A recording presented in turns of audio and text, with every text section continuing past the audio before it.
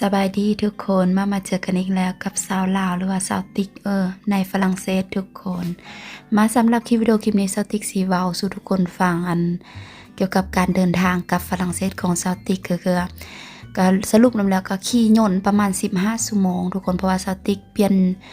น2เทื่อเนี่ยเนาะเพื่อน2เทื่อต้องได้หยุด1บ่อนสิแน่หันแหละ3เทื่อจากลาวมาไทยแล้วก็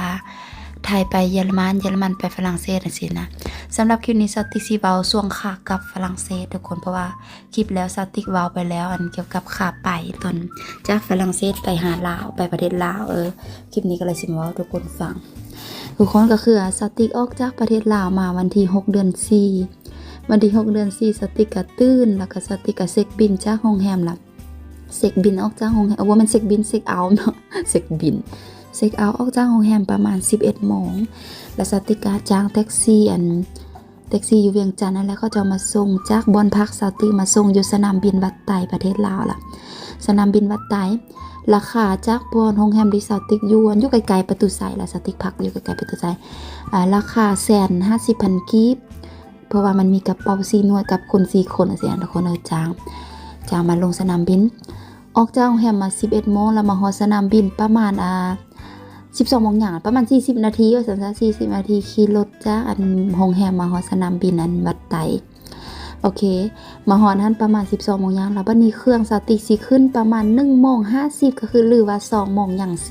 10ได้ท่าอยู่สนามบินได้ลิ้นอยู่สนามบินนั้นประมาณ2 ชั่วโมงแล้วก็อันนี้ความบันเทิงเริ่มขึ้นเพราะว่าสติกเปลี่ยนเป็นเงินที่สติกเหลือแล้วทุกคนสติกเปลี่ยนเป็นเงินบาทหมดแล้วสิในแล้ววันนี้เนาะไปฮอดสนามบินแล้วบ่มีเงินกีบเลยแล้ววันนี้โชคดีแต่ว่าสติกเปิดบัญชีลาวนะทุกคนแล้วสติกเอาเงินใส่ให้น้อยนึงประมาณ 4-5 แสนสิในแล้วสติกก็โอเคลูกกวนนะทุกคนเพราะว่าจองแข้งจองขาถ้าอยากกินกะแลมแล้วบ่ได้สินะแล้วก็เลยตัดปัญหาโดยการโอเคถ้ากินซะนะเพราะว่าบ่อยากวุ่นวายเฮาเมื่อยแล้วมันร้อนอากาศก็ร้อนคนก็ใจร้อนโอเคลูกอยากกินกะแลมโอเคซื้อกะแลมสติกไป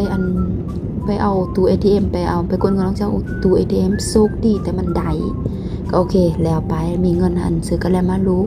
แล้วก็ถ้าย้อน2 ชั่วโมงทุกคนไปกลับย้อนซื้อกระแลมมืดกระแลมจักอันบ่ฮู้คือกันแต่มืดบ่แม่นมืด1 อันแน่นอนประมาณคนละ2 อันคนละ2หรือว่า3สิละบ่ฮู้2 ชั่วโมงนี้แล้วบัดนี้ฮอดเวลาที่เครื่องบินขึ้นก็ประมาณหั่นแหละ1 โมง 50เฮาต้องไปเช็คไปเช็คบินไปเช็คบินเช็คบินเองละมีปัญหากับเช็คบินต้องไปเช็ครายชื่อต้องไปกวดปีอย่างนี้ไปเช็คปีอย่างประมาณ1 โมงเช้าก็ไปแล้วแบบ1 โมง 50หันแบบเครื่องบินมันต้องออกในเดปากทุกคนเริ่มไปสิซะเริ่มลั่นเวบ่เขาจะสติกกระบ่ฮู้ซับนั่นแหละแล้วก็สติกขี่ยนต์จากประเทศลาวจากเวียงจันทน์ไปลงดอนเมืองประเทศไทยใช้เวลาประมาณชั่วโมงไปนิดๆสิทุกคนชั่วโมงนึงเฮ็ดหยังกันบ่ทันเฮ็ดเนาะอยู่เครื่องบินทุกคนเคบินเพิ่นสั่งอาหารมันเราหิวเราสั่งอาหารยังบ่ทันกินเครื่องบินลงก่อน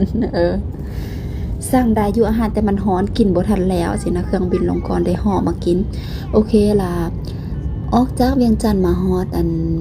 ออกจากเวียงจันทน์1 โมง 50มาฮอดดอนเมืองประเทศไทยประมาณ3 โมงไปนิดๆสิแหละทุกคนแล้วก็สติกพักพรนิดนึงกินน้ำกินในอย่างเพราะมันร้อนเนี่ยทุกคนแล้วบัดนั้นสติกจ้างรถแท็กซี่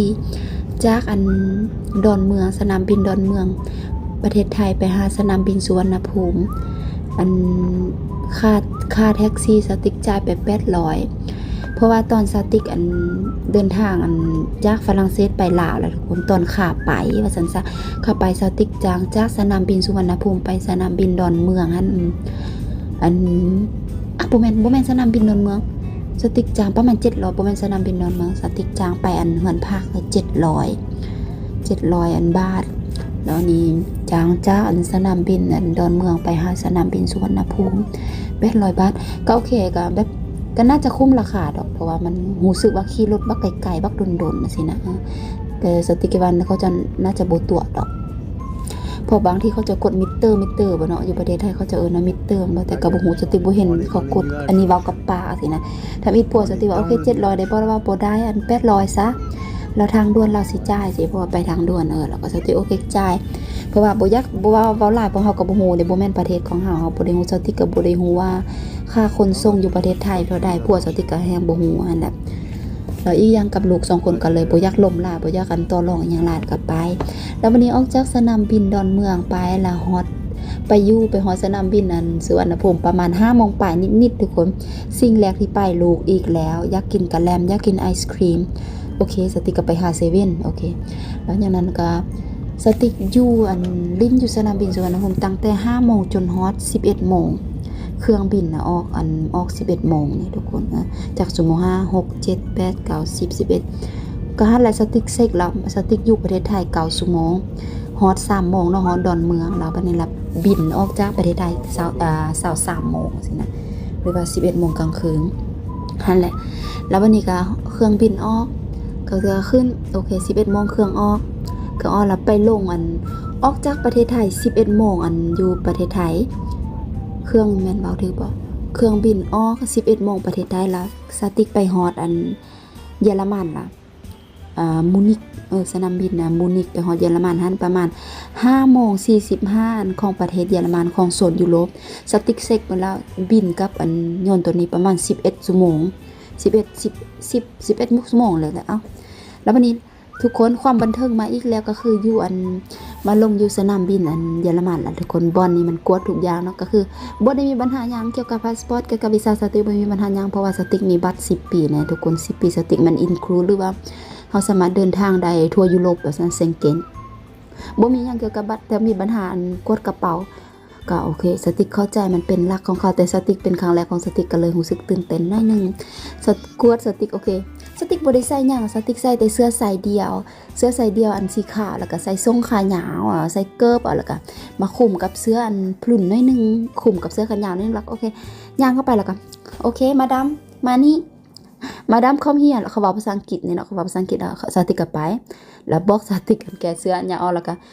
มาจับทุกอย่างทุกคนจับมาทุกอย่างเสื้อซ้อนได้นั้นทุกอย่างจับสวกดีเทสติกใส่เสื้อซ้อนแบบบ่ได้ยกทรงลายสินะบ่ได้มีนวมลายเป็นบ่ได้มีหยังลายดอกนมก็บ่มีเขาก็ดิบกวนๆหมดตั้งแต่เสื้อแหละตั้งแต่นมจนลงไปฮอดตีนแล้วโอเคสติกถามว่าโอเคแล้วบ่ก็ว่ายังบ่ได้เทื่อทอดเกิบออกสติกก็ทอดเกิบออกเขาก็ส่งเกิบไปสแกนอีกรอบมันมีเครื่องสแกนเนี่ยเนาะทุกคนแล้วเนี่ยปิ้นอีกละบ่พอบ่สติว่าโอเคบ่เอาถุงตีนออกได้มาดำฉันบอกว่าโอเคแล้วสติกหัวที่สุดแล้ววันนี้เรานำนี่เพราะว่าสติกอยู่นนเนาะเขาเอานำ5สติกเอาใส่ถุงเลยแหละเพราะว่าบ่อยากซื้อนำอยู่ใส่มันก็แพงคือทุกคนฮู้แหละทุกคนที่เคยเดินทางน่าจะฮู้เนาะค่าหยังอยู่เขาจะขายหยังจะตามหาค่าสนามบินแพงแทบแพงว่าแล้วสติกก็นำจักยนต์สติกก็ใส่กระเป๋าแล้วผ่านบ่ได้สติกก็นั้นสติกว่าอย่างสติกว่าสัมพนักงานว่ามานำไปประสติว่าโอเคบ่เป็นหยังเข้าใจวุ่นวายอันนี้เป็นครั้งแรกก็คือเขาบ่มีหยังหลายตื่นเต้นหน่อยนึงเพราะเป็นครั้งแรกของสติกก็คือขอให้สติกปิ้นน่ะสินะจับนมทุกอย่างจับสกวดทุกอย่างเสื้อสอนก็เลยรู้สึกแบบวุ่นวายแท้ว่าบัดนี้ล่ะก็ขึ้นเครื่อง